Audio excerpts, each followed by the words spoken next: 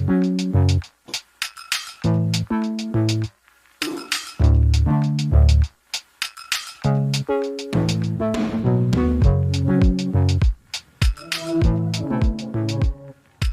to Never Did It. I'm Brad Garoon, and I'm here with Jake Ziegler. And today we are talking about two movies from the year 2022. On Never Did It, we spend each episode looking at two movies from a given year in the last 100 year of movies that we have not yet seen. And today, the first movie we're talking about is a curious little Netflix animated film called The House. Now, I assigned this to Jake because I saw this pop up on Netflix in early 2022, I want to say, and just thought it was the weirdest thing. I was just so enamored with it. I was like, what is this thing? And it's three different shorts. They're each about 20 and 30 minutes about the goings on in the same house over different generations, probably pretty far apart in time because it's different species occupying the house in these different generations. And each one was directed by a different stop motion animation director. And they're all pretty gothic and dark, but one of them is not as depressing as the other two. So there's that. And to sequence them correctly, I think, is one of the strengths of the movie. Yeah, absolutely. It doesn't have, when thinking about the sequence of shorts in an anthology film, I go back to the Ballad of Buster Scruggs a lot because I often feel that the Liam Neeson short, which is the hardest to watch of all of them, is a little too close to the end for my liking. Like it's really with you when the movie's over. Yeah. And then the last short also pretty sad. So you're left feeling kind of glum, which is too bad because a lot of those shorts are happy. And now that's what the Coens wanted you to feel when you left Ballad of Buster Scruggs, but it's not how I love to feel when a movie starts off pretty funny, as the Ballad of Buster Scruggs does. All of the shorts in the house are not too dissimilar in tone, but the third one's just got a little bit more hopeful. Mm-hmm. First short is about a family that is sort of, I don't want to say, they're kind of tricked into buying the house, and the house sort of overtakes them. Second one's about a realtor trying to sell the house sort of overtakes him. And the third one is post-apocalyptic. The world is flooded, and it's about a person who's trying to keep the house going, and her tenants are just not making that easy for her. Mm-hmm. What did you think of The House? I liked it more than I expected too, and it's one that I think I liked it more after it was over than I realized I liked as it was going on.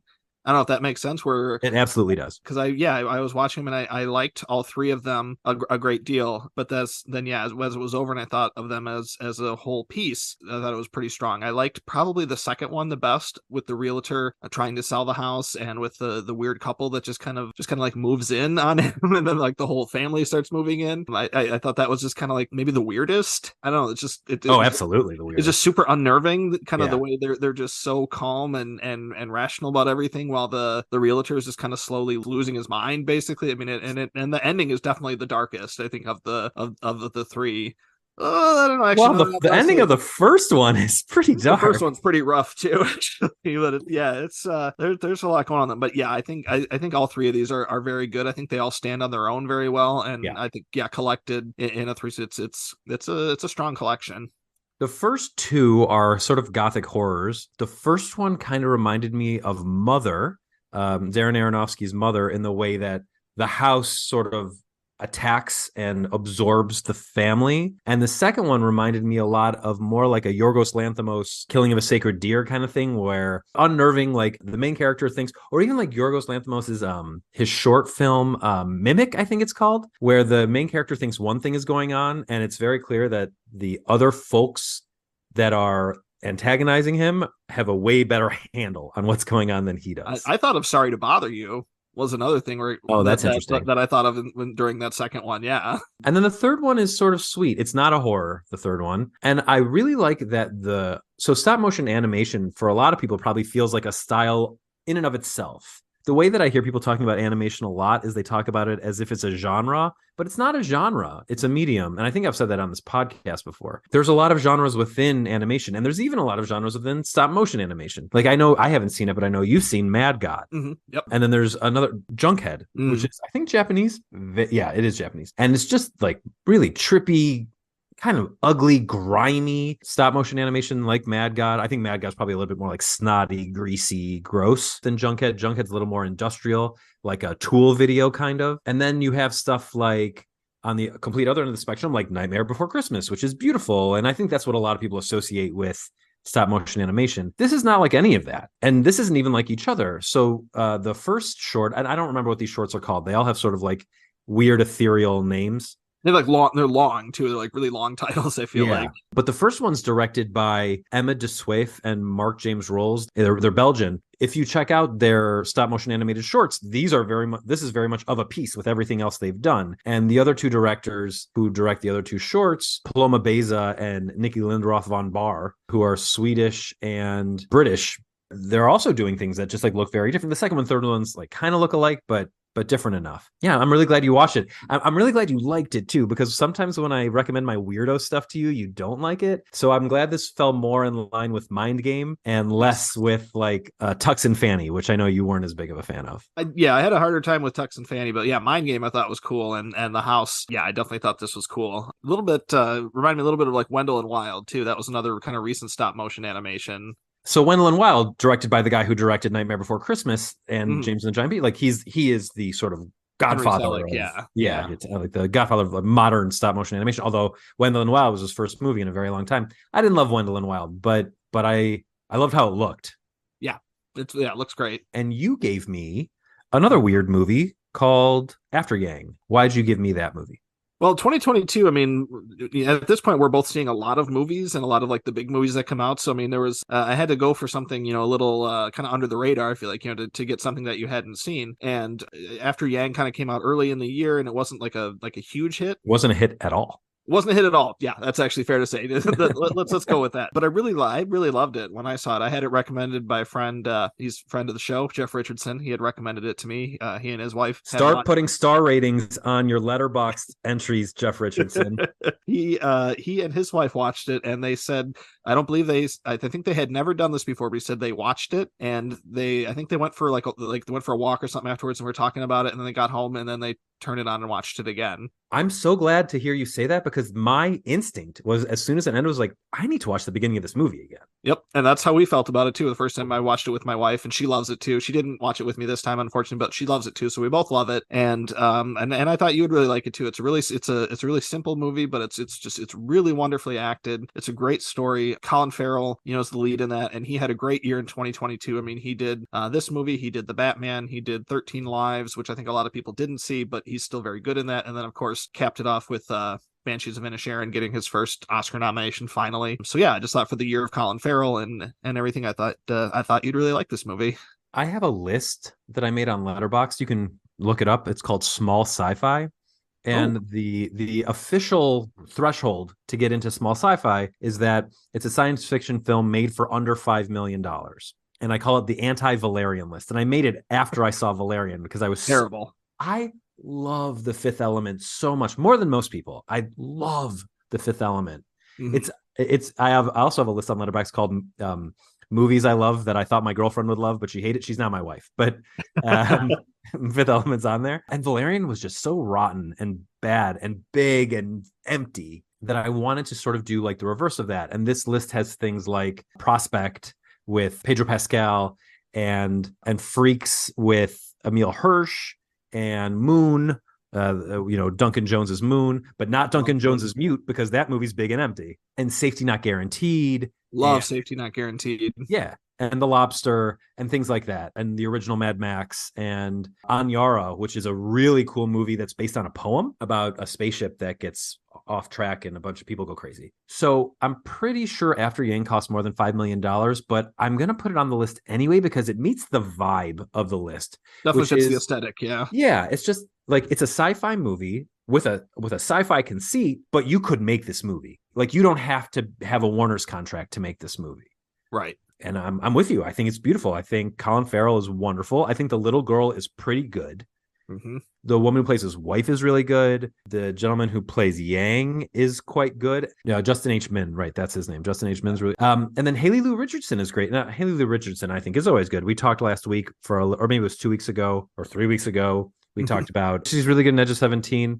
She's in a movie called Montana Story that she's very good in as well. Oh, I'll check that out. Another movie she's very good in is Columbus, that is also directed by Kogonada, who directed this movie After Yang. What do you know about Kogonada? Not much other than I've loved both of his movies. I really liked Columbus a lot, and I like After Yang a lot, and I really like his style. It's very understated. It's almost minimalist in style, and I like that. It works for me. So I also didn't really know much about him, and I'd seen both of those movies both on your suggestion. So I did a little bit of research on Kogonada, and it turns out he has made dozens of video essays about films, including a lot on Wes Anderson, and they're beautiful. Not just video essays about Wes Anderson, but video montages about things that make Wes Anderson great, like his top-down shots or his centered shots. Oh, cool. A lot of them are on YouTube. Look up Centered when we get off this podcast. Look up Centered on YouTube. You're going to love it. Yeah. One person that I saw, I read a lot of Letterboxd reviews of After Yang after I watched it, and one person mentioned that his movies were really influenced by Yasujiro Ozu, and I've never seen an Ozu movie. I've never seen Tokyo Story or any of these like really well-regarded Ozu movies. And there is, before I watch Tokyo Story, I'm going to watch Kogonada's video essay on Ozu, which I'm really excited for. That is cool. My favorite thing about After Yang, which is the movie we're actually talking about. Do we discuss the story yet? A lot of the plot is assumed, which is another thing that I love. It probably takes place in a slightly post-apocalyptic world where maybe white people can't have kids anymore, black and white people can't have kids anymore, because all of the children in the movie are either clones or they're Chinese adopted kids. They don't explain why, but it does create some of the friction in the movie because there is some bigotry. It's a mixed race family. It's a white dad and a black mom with a Chinese daughter, and they have a robot that they call a techno-sapien, I think is the term for these folks. Yep, that's right. Named Yang, and he's there to teach their Chinese daughter about her Chinese heritage. And so the opening montage or the opening sequence of this movie, I love the opening. Yeah, it's great. The opening title sequence of this movie is this bombastic multicolored dance competition that everyone does from their home, and Yang is the best at the dance competition in his family, and he malfunctions completely at the end of it. And then he shuts down and he's decomposing. And the movie is Colin Farrell, who is a little bit removed from his daughter's life because he's so concerned about his tea shop, going through town and trying to find different ways to get Yang back online. And when he can't do that, he goes through Yang's memories and just learns a lot about his life of this refurbished robot. And it makes him confront some of his bigotries. It's beautiful. And so much of this movie goes unexplained. It respects its audience so much. And that's what I love the most about it.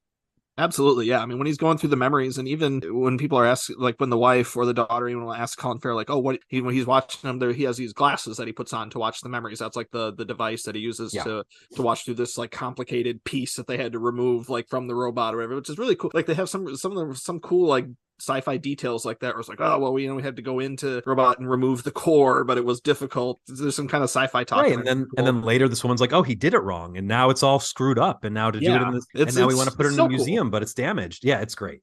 It's so cool. And then he's watching through these glasses, and like his daughter will come up to him, "What are you watching?" And he doesn't say. He just says, "Oh, I'm watching a documentary, watching about tea." And he doesn't really tell her. And even his wife, he doesn't really tell his wife, what he's doing. He kind of keeps a lot of it to himself. So there's not like these big emotional, Colin Farrell emoting scenes. He's really just kind of going through this by himself and trying to, reconcile it with himself and like what these memories mean and like, what it means for Technosapien to have these, kind of feelings, because he's learning a lot about what the Technosapiens are like, but he's also learning about himself. It's great. It's the kind of movie that I think I've seen it 3 times now, and it's the more you see it, just the more it kind of sticks with you. It's really good. My favorite little detail, so they're in the car a lot, and it seems like the cars are underground and they're driverless, and I just love that they're in these tunnels in the cars, and you don't see the tunnels, you're only seeing the interiors of the cars. Between that and the FaceTiming they do, and the way that they do FaceTiming is always single shots of someone facing the other person. We don't see the screen. We don't know really what they're looking at,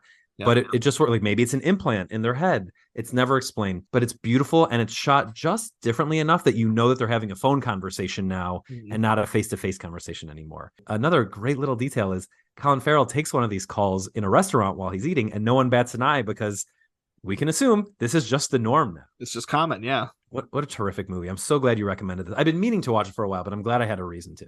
And I feel like it had come up with us before, yeah, and it just seemed like a good time to do it. And there's a great scene in this too, and it reminded me a lot of I watched Sideways recently, and there's this really great scene where Virginia Madsen and Paul Giamatti talk about why they love wine. And there's a really, really nice scene too between Colin Farrell and Yang, where he Is talks Sideways about wine? Sideways, yeah, just a little bit, tangentially, maybe. Really sweet little sequence between Colin Farrell and Yang, the character, where he's talking about why he loves tea so much, and the Yang character's like, oh, I wish I could feel. I wish I could feel those feelings, for tea, kind of the way you do. And there's just this really sweet scene between them that comes up in Yang's memories, and it's I really love it. My favorite, man, I don't want to spoil it. This is kind of an unspoilable movie because it's not about plot. It's way more about the way that these people interact.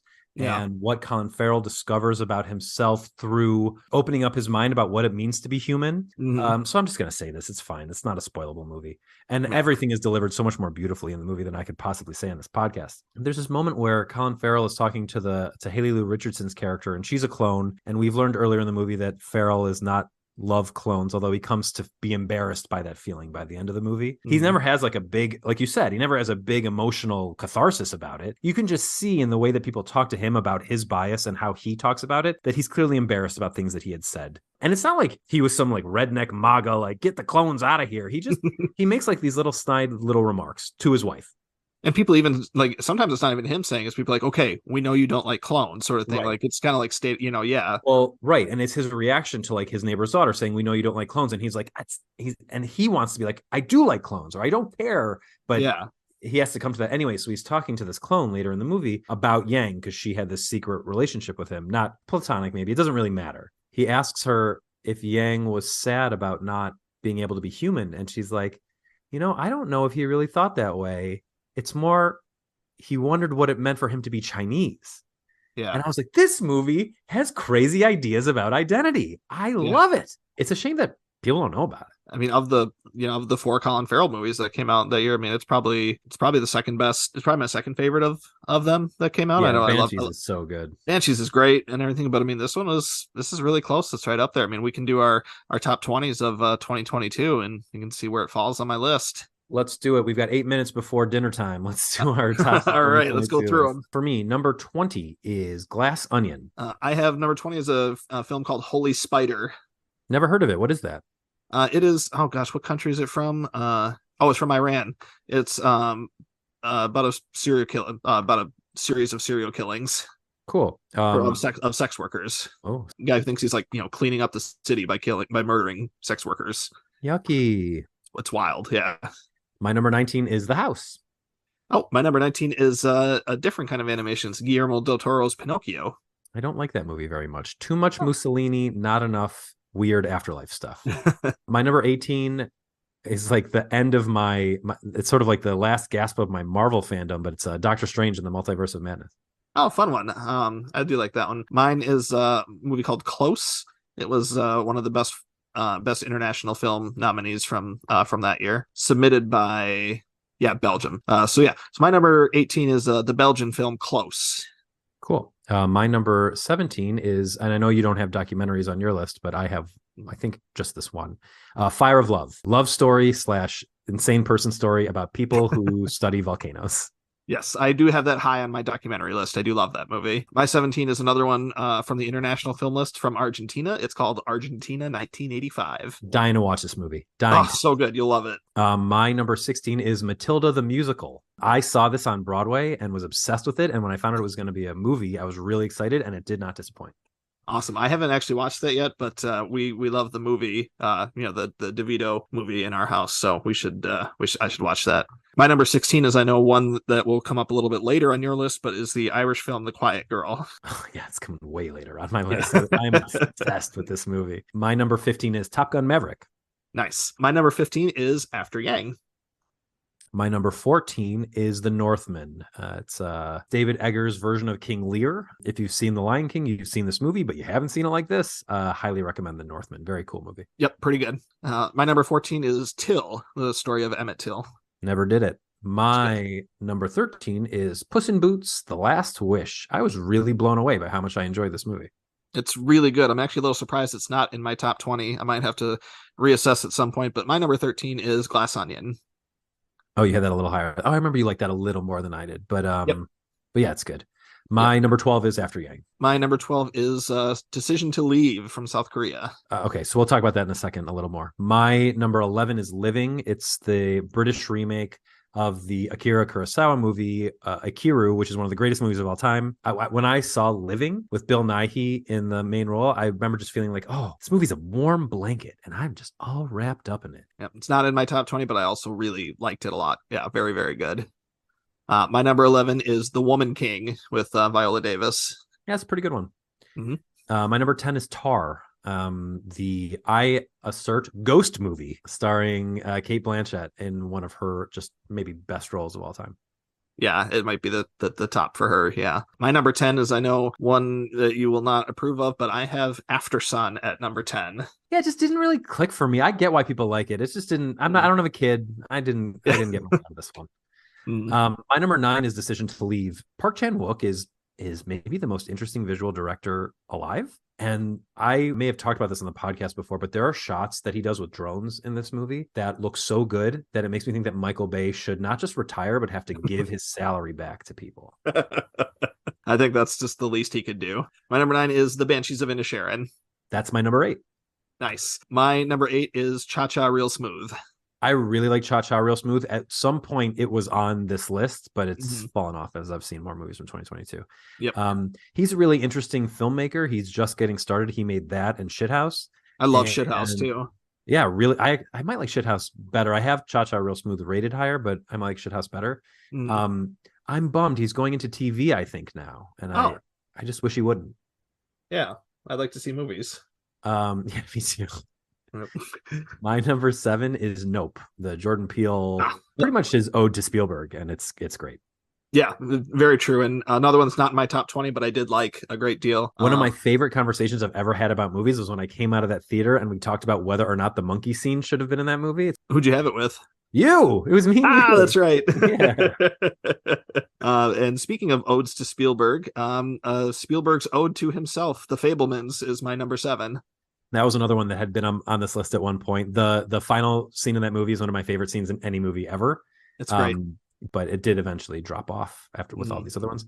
My number 6 is a movie we've talked about on this podcast before, All Quiet on the Western Front. Yes. My number 6 is one that came up earlier on your list, but I have Top Gun Maverick.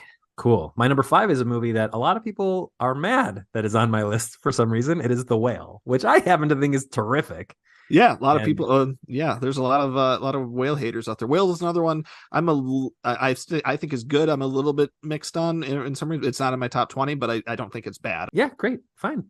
That is a reasonable take. To be angry with me for loving The Whale is really weird. I mean, it would be in maybe top 25, top 30 probably for sure. So I mean, it's in there, but I don't know. A lot of movies came out in 2022.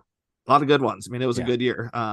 So people keep saying every year, like, it wasn't a very good year. Like, it's a good year every year if you know where to look. I totally agree with that. I will say this. I heard someone say, I think it was Sean Fennessy said that this is a great Oscar year because the movies that are going to be nominated for Oscars are movies that people are actually seeing. And in that way, 2022 was not a great year, but the movies are good. Absolutely. Yeah. Yep. Yeah. Speaking of movies that people aren't seeing, my number 5 is Women Talking. Okay. This is an amazing movie. And I'll just say it's my number 3. Yeah. People should see Women Talking for multiple reasons. One of which is Sarah Polley is one of the best directors going. Yep. And she deserves your eyeballs. 5-star film. Agreed.